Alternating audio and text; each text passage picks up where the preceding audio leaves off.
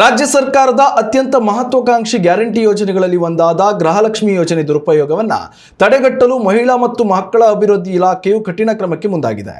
ಯೋಜನೆಯಡಿ ಮಾಸಿಕ 2,000 ರೂಪಾಯಿ ಪಡೆಯುತ್ತಿರುವ ನಕಲಿ ಹಾಗೂ ಅನರ್ಹ ಫಲಾನುಭವಿಗಳನ್ನು ಪತ್ತೆ ಹಚ್ಚಿ ವ್ಯವಸ್ಥೆಯಿಂದ ಹೊರದುಬ್ಬಲು ಒನ್ ಟೈಮ್ ಬಯೋಮೆಟ್ರಿಕ್ ಪರಿಶೀಲನೆಯನ್ನು ಕಡ್ಡಾಯಗೊಳಿಸಲಾಗುತ್ತಿದ್ದು, ಪ್ರಸ್ತುತ ಅರ್ಜಿ ನವೀಕರಣ ಪ್ರಕ್ರಿಯೆಗೆ ಚಾಲನೆ ನೀಡಲಾಗಿದೆ.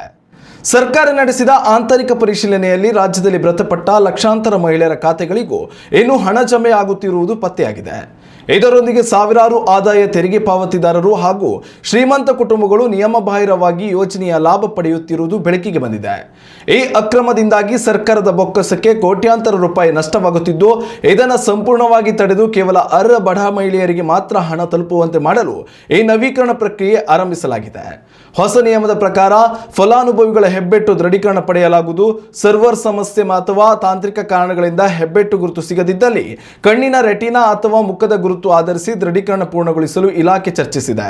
ಹಳೆಯ ಅರ್ಜಿಯ ಆಧಾರದ ಮೇಲೆ ಈ ಪರಿಶೀಲನೆ ನಡೆಯಲಿದ್ದು, ಬದಲಾಗಿರುವ ಮೊಬೈಲ್ ಸಂಖ್ಯೆಯನ್ನು ನವೀಕರಿಸಲು ಮತ್ತು ಆಧಾರ್ ಸಂಖ್ಯೆಯನ್ನು ಕಡ್ಡಾಯವಾಗಿ ಜೋಡಿಸಲು ಅವಕಾಶ ನೀಡಲಾಗಿದೆ.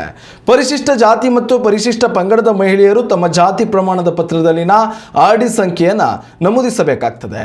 ಗೃಹಲಕ್ಷ್ಮಿ ಹಣ ನಿರಂತರವಾಗಿ ಬರಲು ಮಹಿಳೆಯರು ಹತ್ತಿರದ ಬೆಂಗಳೂರು 1, ಕರ್ನಾಟಕ 1, ಗ್ರಾಮ 1 ಅಥವಾ ಬಾಪೂಜಿ ಸೇವಾ ಕೇಂದ್ರಗಳಿಗೆ ಖುದ್ದಾಗಿ ಭೇಟಿ ನೀಡಿ ಬಯೋಮೆಟ್ರಿಕ್ ನೀಡಿ ನವೀಕರಿಸಿಕೊಳ್ಳಬೇಕು. ನಿಗದಿತ ಅವಧಿಯಲ್ಲಿ ಈ ಕೆಲಸ ಪೂರ್ಣಗೊಳಿಸದ ಖಾತೆಗಳಿಗೆ ಭವಿಷ್ಯದಲ್ಲಿ ತಿಂಗಳ ಹಣ ಜಮೆಯಾಗುವುದಿಲ್ಲ ಎಂದು ಎಚ್ಚರಿಸಲಾಗಿದೆ. ಉತ್ತಮ ಸಂಸ್ಕಾರಯುತ ಶಿಕ್ಷಣದೊಂದಿಗೆ VSS English medium CBSE school Udupi Muddur. ನರ್ಸರಿಯಿಂದ 10ನೇ ತರಗತಿವರೆಗೆ ಶಿಕ್ಷಣದ ಜೊತೆಗೆ 5ರಿಂದ 10ನೇ ತರಗತಿವರೆಗಿನ ವಿದ್ಯಾರ್ಥಿನಿಯರಿಗೆ ಉತ್ತಮ ಹಾಸ್ಟೆಲ್ ಸೌಲಭ್ಯವೂ ಇದೆ. ನಿಮ್ಮ ಮಕ್ಕಳ ಪ್ರವೇಶಾತಿಗಾಗಿ ಈ ಸಂಖ್ಯೆಗೆ ಕರೆ ಮಾಡಿ.